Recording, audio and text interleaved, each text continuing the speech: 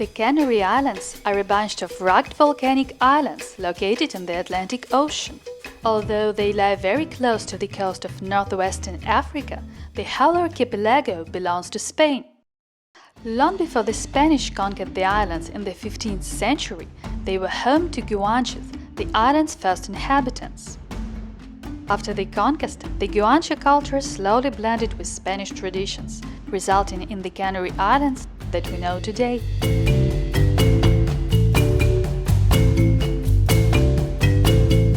Tenerife is the largest of the Canary Islands, covering an area of over 2,000 square kilometers.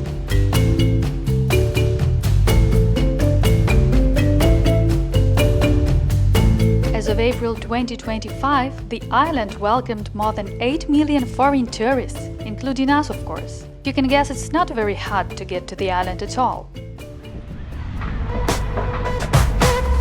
Tenerife is pretty easy to get around. The island is only about 80 kilometers from north to south, so nothing feels too far away here. Tenerife has two airports, south, which is near the major resort areas, and north, located close to the capital, Santa Cruz. Since we were traveling from Portugal, we chose a budget flight from Puerto to Tenerife south. Okay, so we successfully passed the check-in and it's about 4 a.m. and our flight is in 6:30. And we did not sleep all night, and in just 5 or something hours we will be on Tenerife. Public buses that locals call guagua are reliable and well connected here. And we actually tried both, buses to reach closer locations and a rental car for exploring the island more freely. We even spent the night in our rented Toyota CHR before climbing Mt Teide. But that's a story waiting at a higher altitude. On our way from the airport, we noted that there is a huge amount of windmills on the island. Tenerife actually produces a big share of its electricity from wind power. It was more than 13% of its total energy generation in 2022. In August 2024, the Canary Archipelago recorded its highest renewable energy production day, with more than 35% of it coming from wind energy. And while we are driving to our destination, let us tell you more about one of the most important cities of Tenerife.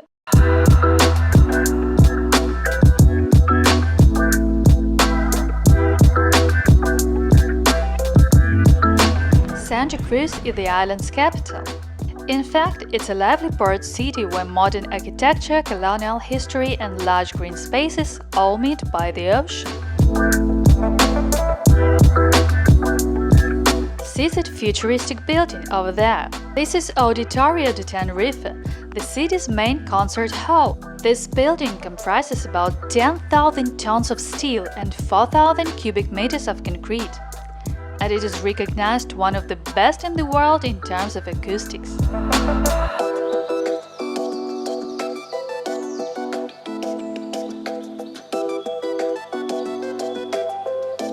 And this is Castillo de San Juan Bautista, built from dark volcanic stone.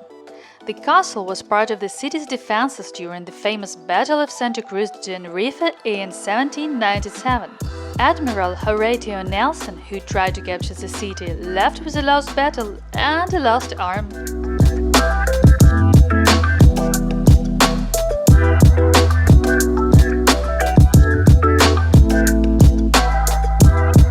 And if you're more into nature than history, here's an interesting fact for you. The dragon tree is the Canary's iconic plant, and in Santa Cruz you can see one of the largest species right in the city center. And just a short walk from here, nature takes over on a much bigger scale. The Palmetto of Santa Cruz is a huge tropical park, built on what used to be a landfill. Today, it's home to more than 2,000 species of palm trees around the world.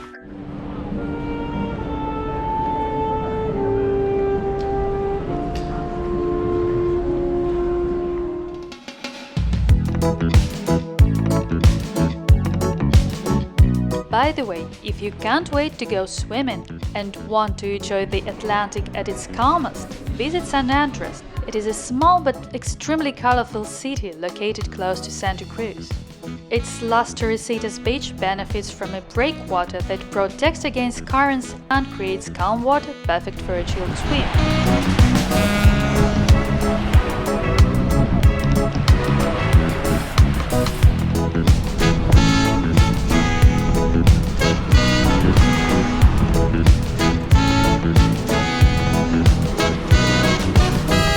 And don't forget to pet a cat if you meet one.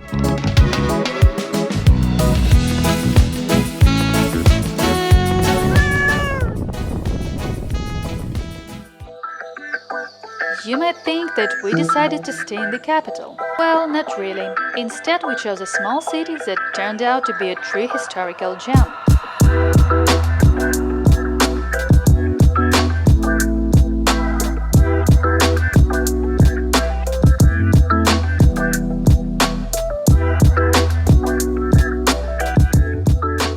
Candelaria is actually the spiritual heart of the island.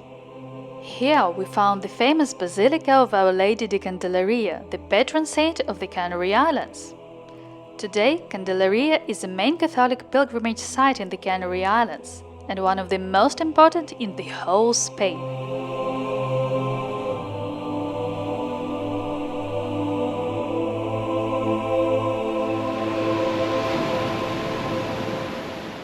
We rented a cozy apartment in a typical Spanish style, not far from the city center. Welcome to our beautiful Tenerife apartments. This is a kitchen. You can serve food from this window. Let me show you the living room.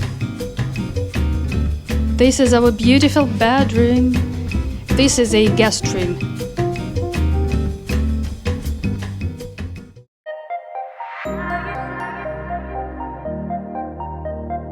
Oh, and remember about Gigantes we told you at the beginning of this video. Right outside the Basilica, the waterfront has a line of impressive statues of 9 Guanche kings, which remind us of the island's indigenous roots.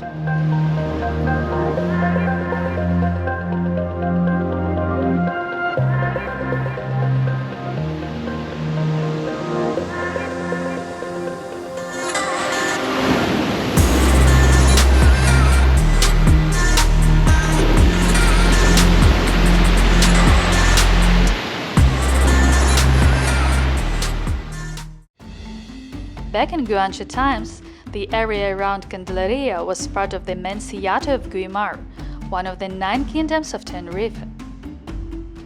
Today, Güímar is a small town just a short drive from Candelaria. One of the most intriguing sights here are the pyramids of Güímar. These are mysterious step stones whose meaning remains unclear. Some say they were built for agricultural purposes, but others believe they had a ceremonial meaning.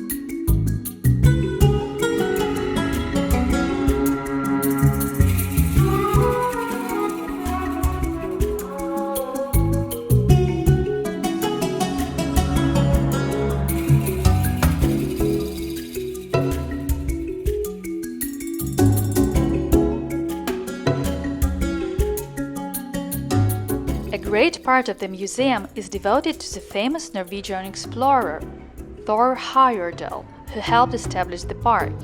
He is the best known for the Kon-Tiki expedition that took place in 1947, where he sailed a hand-built raft from Peru to Polynesia to show that ancient people could have made long ocean crossings.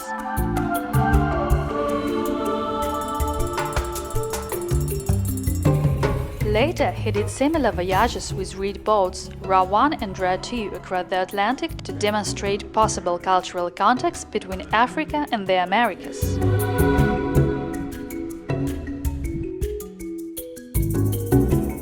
Thor got interested in pyramids of Güímar in the early 1990s. He believed they were much older and possibly linked to ancient transatlantic contacts or ritual or probably astronomical practices.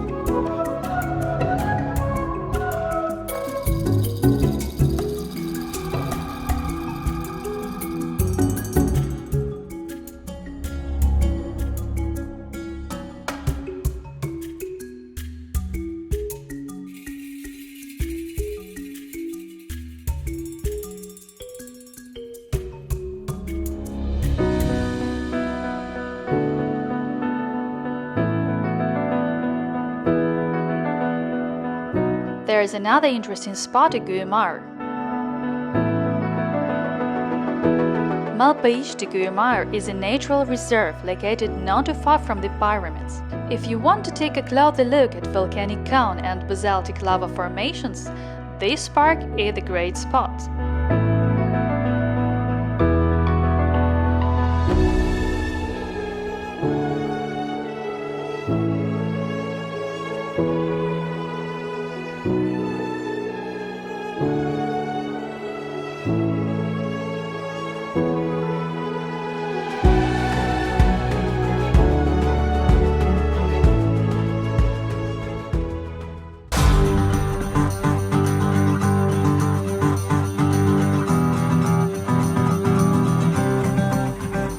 For our first hiking adventure, we headed north along the scenic Tenerife serpentines. There lies Anaga Rural Park, a UNESCO biosphere reserve that protects hundreds of rare plant species. The relic forests of Anaga are also known as laurisilva. They are incredibly old and formed about 7 million years ago. Besides looking atmospheric and mystical, these forests play a big role in Tenerife's climate. Laurisilva trees capture moisture from the winds that blow from the Atlantic. When clouds hit the mountains, the trees trap water droplets from the mist, feeding the soil below. Thanks to this natural cloud catching, the north of the island stays cooler, greener, and wetter than the south. It stores water and releases it slowly, helping balance the island's ecosystem and making Tenerife's climate so pleasant for living. Okay, so we have arrived to one of the most beautiful tracks here in Tenerife, and this is our beautiful car that's got us right to the start of the trail, which is located... Oh, hello there! What is here? What is here? Your panties, darling, for swimming. I will leave it in the car. Some small preparations, repacking our backpacks, and heading over to one of the most breathtaking trails here. There is a small tiny problem. There is no internet, and we know approximately where we need to go, but the exact map is what we forgot to download. But I think we'll manage it. Let it be our small challenge for today. So our trail is absolutely beautiful, but it's muddy here and we need to be careful.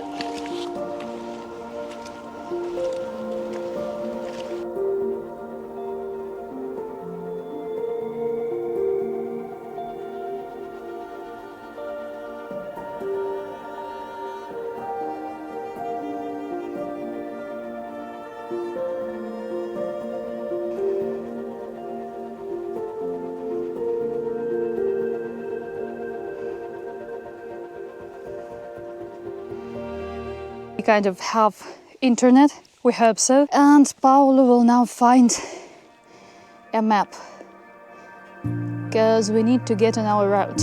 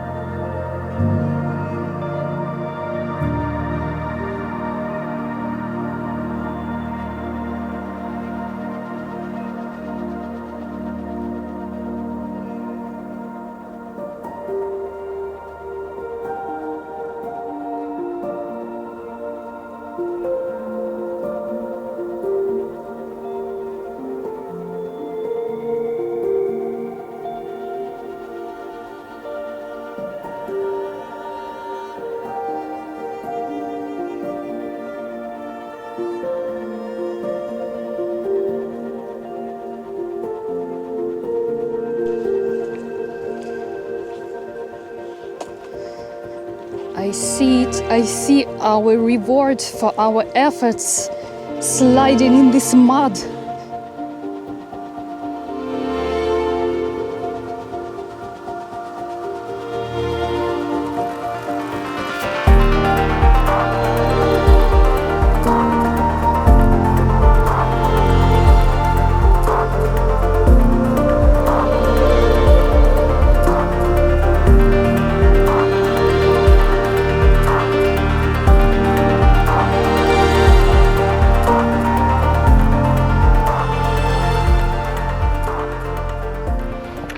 Okay, so what's on the menu today? This is a...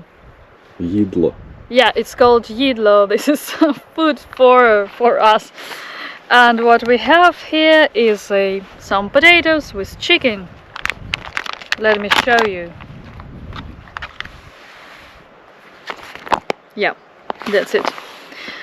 I'm gonna eat, and as usual, you're gonna watch. Not bad. It's not homemade food, of course, but it's pretty good. Oh, nom nom.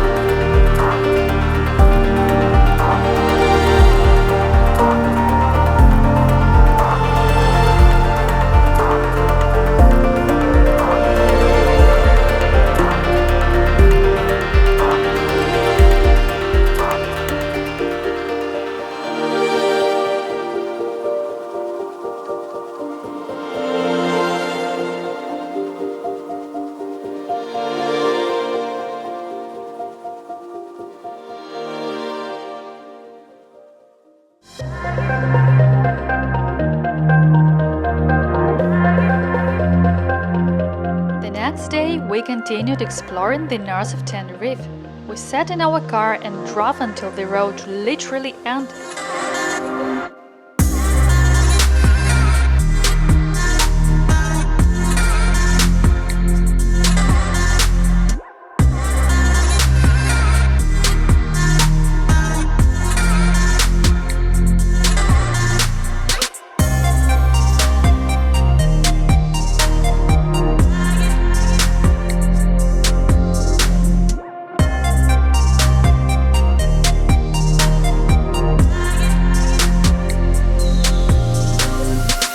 Benijo is one of the most remote beaches on the island, and that's why it's much less crowded.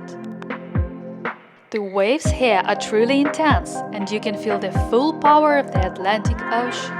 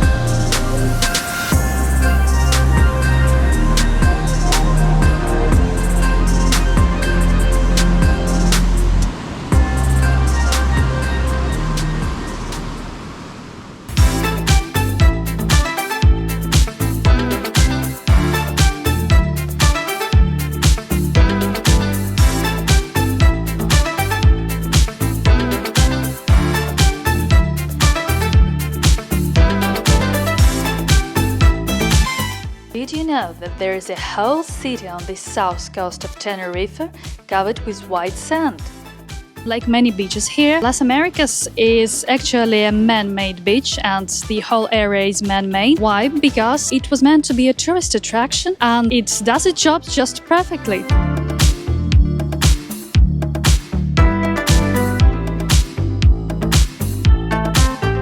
Las Americas is the island's main tourist hub, full of hotels, bars, shops and nightlife.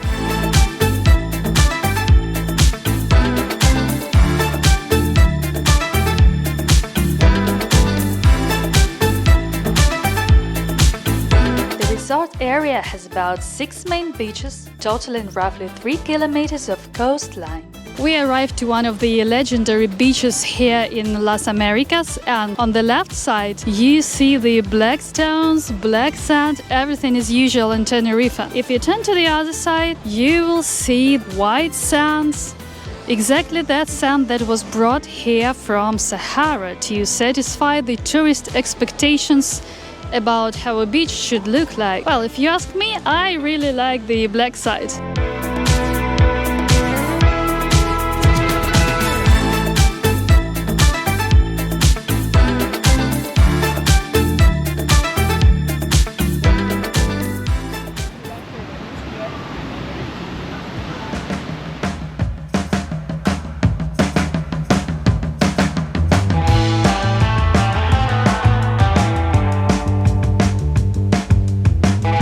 By the way, if you're a surfing person, the best time for you to visit Tenerife is winter. November to February is the big surf season in Playa de las Americas. Waves here are usually range from medium to large, which is just perfect for experienced surfers. And if you are a newbie who desperately wants to surf in Tenerife, then March to August is the best time.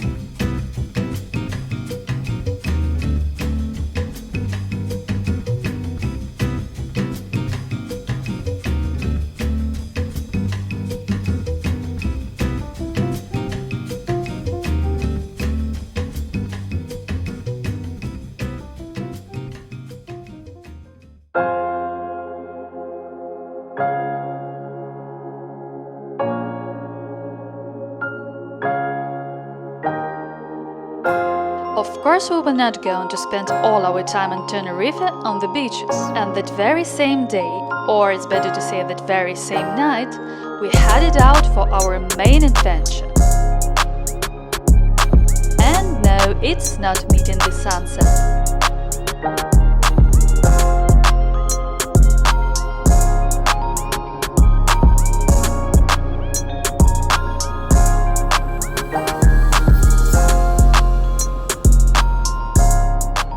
Mt Teide is the highest peak in Spain and also the third highest volcanic structure in the world. Its summit reaches 3,715 meters above the sea level. Hikers like to joke that the very moment you step onto Tenerife, you're already an alpinist, because Teide rises almost 7,000 meters straight from the ocean floor.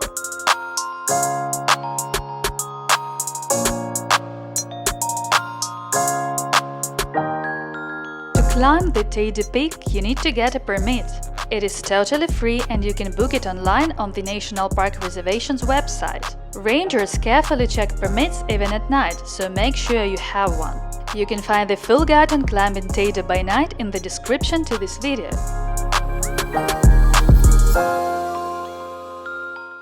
There is also an observatory up there, one of the highest in the world.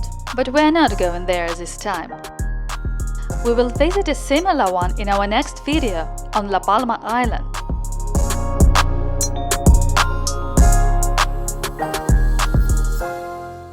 Look who's there. We are- We again.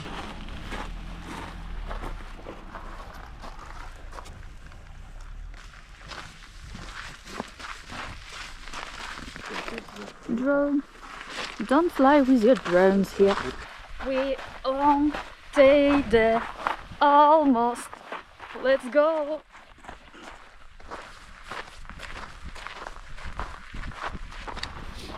Teide, Alta Vista. People usually stay in this refuge for the night, but it doesn't work. So we need to move to the Teide, to the peak. It's 8 kilometers.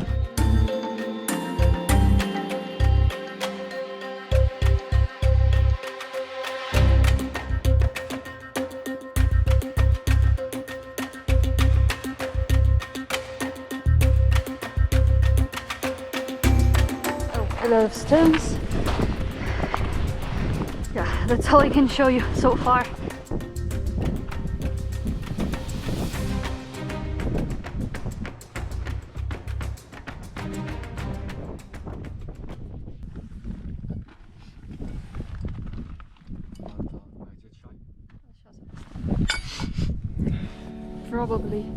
Probably hot water. I'm not sure.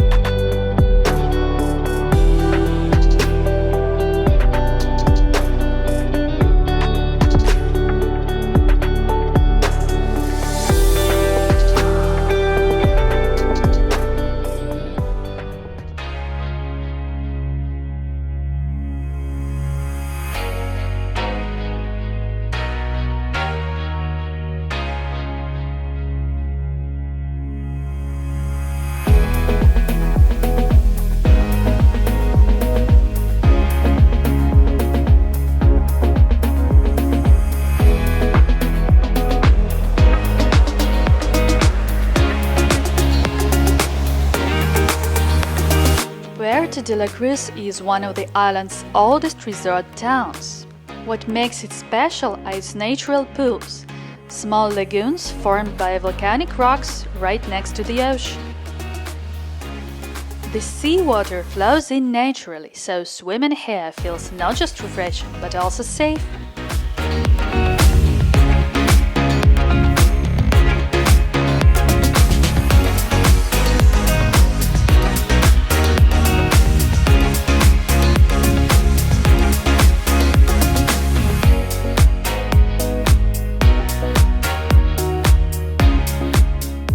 And just a few steps away, you will find the Lago Martillanes complex, an artistic version of the same idea.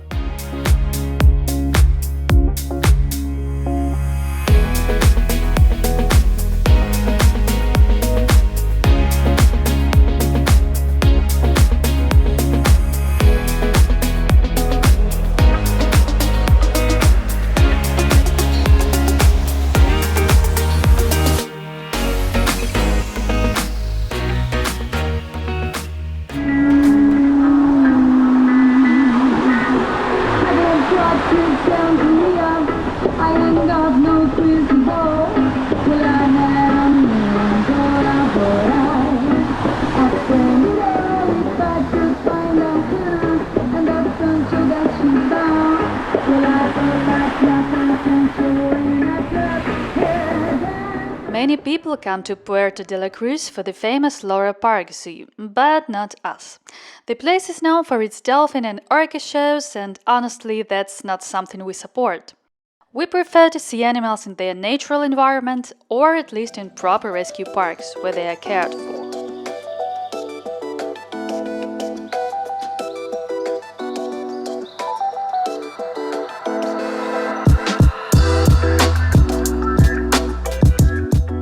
What we really loved about this city is its unique architecture. The old town still keeps its colonial Canarian style with beautifully carved wooden balconies. Tenerife, and actually all the Canary Islands, has a long tradition of wood carving that dates back to the 16th and 17th centuries. The durable Canarian pine generally grows in the mountains. It's incredibly strong and resistant to insects and fire, which makes it perfect for building. In the old churches of Tenerife, Canarian pine was used almost everywhere, from the carved ceilings and doors to the altarpieces. Over time, the same carving style moved from churches into houses, inspiring the balconies and courtyards that make Puerto de la Cruz and other Canarian towns look so unique. You will find classic examples around Plaza del Charco, the heart of the city, with numerous cafes, palm trees, and live music in the evenings.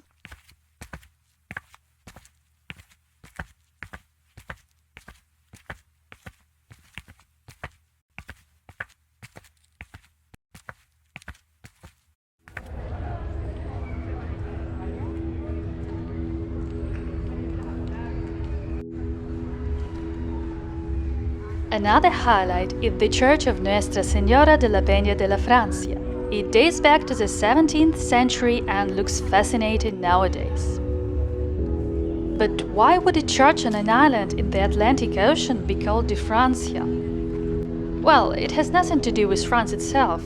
The name comes from a mountain in Spain near Salamanca called Peña de Francia, which means the Rock of France. According to a legend, a French pilgrim discovered a statue of the Virgin Mary in 15th century there. The devotion to the Virgin of La Peña de Francia spread across Spain and its islands, and when the church in Puerto de la Cruz was built, it was named in her honor.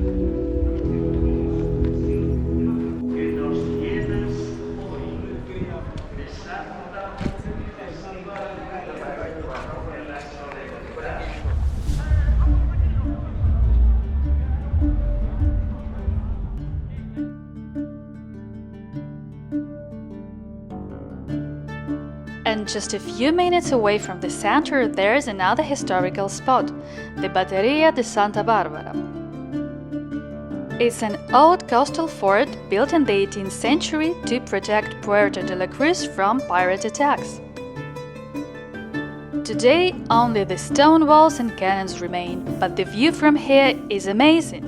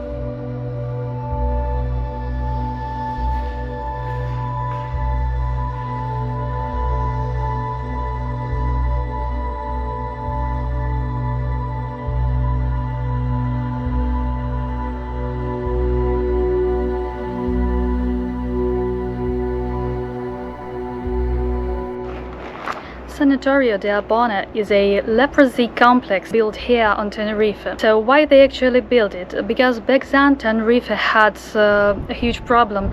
The whole island suffered from leprosy and they did not have a solution. They did not have a treatment and they did not even have a crematory. That is why dead bodies of people who died from leprosy were just thrown away to the sea in Santa Cruz. It is abandoned now because it actually never came into use. Luckily, the science and medicine went far enough to create treatment from leprosy and they just didn't need this complex anymore. It served as a playground for military forces, and after that it was sold to a private person. Although you can freely come here, check it out, and understand that Tenerife is not only about fun, sun and beaches. It has its history, it has its problems, and good for everybody, they resolve them. Today we are heading to Masca Canyon, so we are going to have a descent and then get back on a boat through a secret beach. Area of Masca is the popular tourist destination, but it's what now? But back then it was kind of completely isolated. They even say that this village was a pirate hideout. So we are so excited to see what there was waiting for us.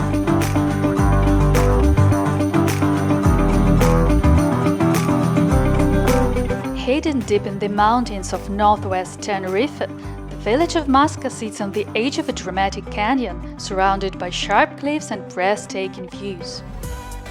The road to get there is an adventure on its own, narrow, winding and full of sharp turns.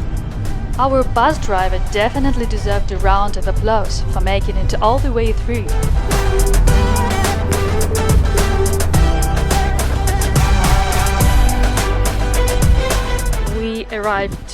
Almost arrived to the canyons, and what we do now, we are going to the visitor center. We will show our passports, our tickets, and then we can start the trail.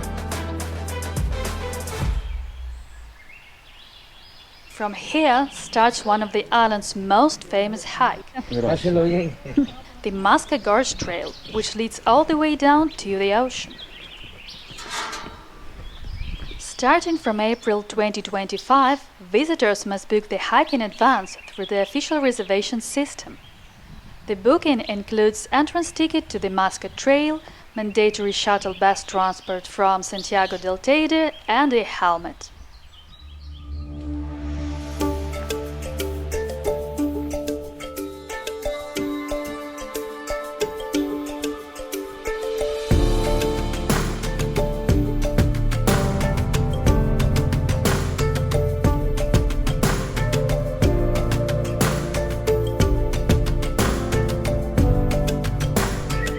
surprise. Dry flower. Oh my god! It's for me a dry dead flower. Wow! Like our love.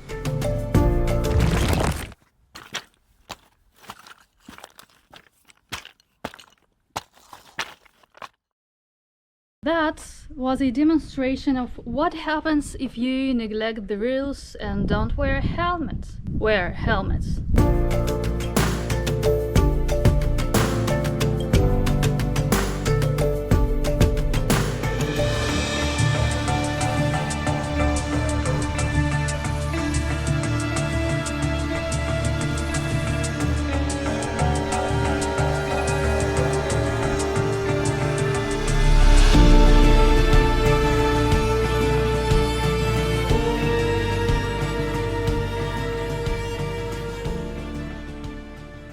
Okay, so we're starting the most interesting part of the trail, and I will fix my GoPro right here, and I will be a race till the end of this route.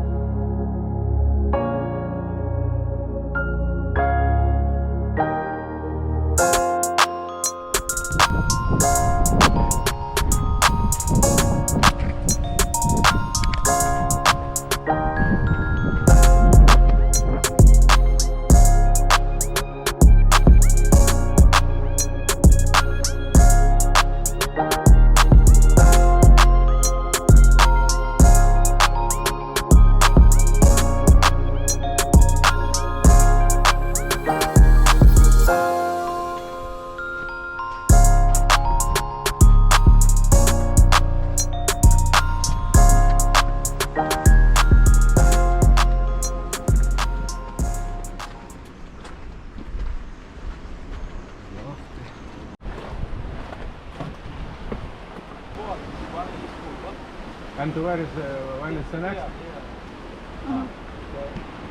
We wait for the next. Okay, no problem.